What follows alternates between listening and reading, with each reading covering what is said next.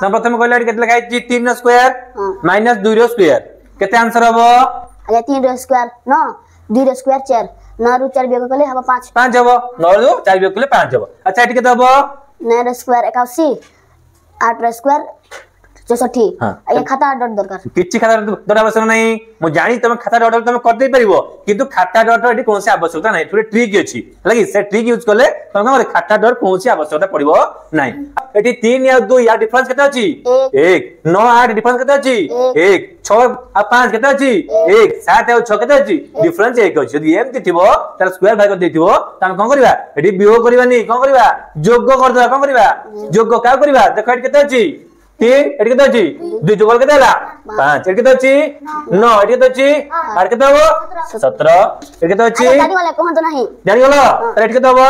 11 हबो एटी केते हबो 13 7 और 6 13 हो ना की अच्छा